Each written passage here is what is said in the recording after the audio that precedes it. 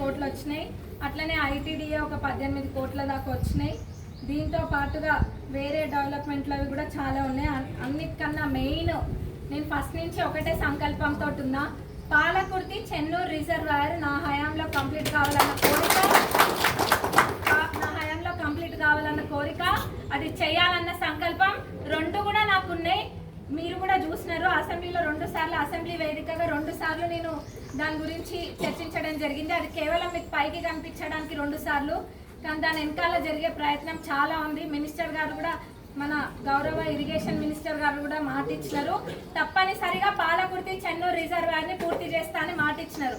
దాని ద్వారా మొత్తం 77,000 ఎకరాలకు నీళ్ళు అందుతాయి.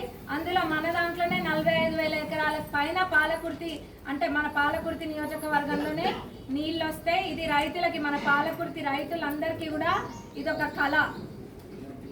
నీళ్లు, ఈ పాలకుర్తి చెన్నూరు రిజర్వాయర్ అనేది ఒక కళ. ఎందుకంటే దాని ద్వారా వచ్చే నీళ్లతోటి ఇంకా ఎంతో మంది రైతులు సాగు చేసుకుంటారు. కాబట్టి ఇది ఖచ్చితంగా దీన్ని అనేది కంప్లీట్ చేస్తా. ఎస్టిమేట్ గురించి చాలా మాట్లాడుతుండ్రు. గురిగింజ దాని కింద ఉన్నది చూసుకోవాలి ఫస్ట్. ఇంకోటి, పచ్చకామర్లు ఉన్న వాళ్ళకంటే లోకమంతా పచ్చగానే కనిపిస్తుంది అంట వాళ్ళకి. ఎందుకంటే వాళ్ళ బుద్ధొంకర, వాళ్ళ చూపు తేడా, కాబట్టి వాళ్ళకే అట్లా కనిపిస్తుంది. మరి వాళ్ళు ఏమేమి చేసిండ్రో నాకు తెలియదు. మరి ఇక్కడున్న మీకు బాగా ఐడియా ఉండుంటుంది.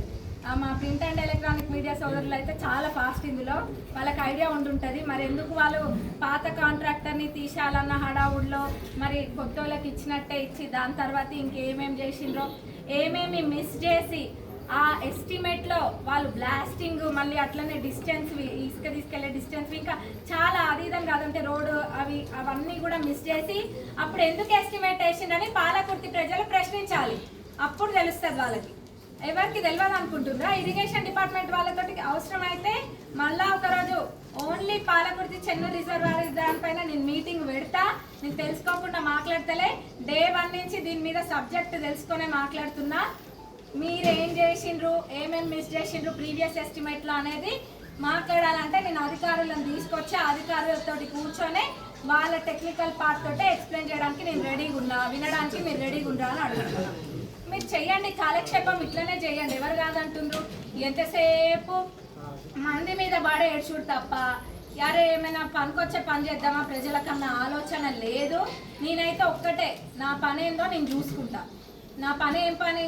పాలకుర్తి ప్రజలకి సేవ చేయడం, పాలకుర్తి ప్రజల డెవలప్మెంట్ కోసము నా వంతు కృషి నేను చేసి డెవలప్మెంటల్ వర్క్స్ ఇక్కడ తీసుకొచ్చి వాటిని కంప్లీట్ చేయించడం నా బాధ్యత.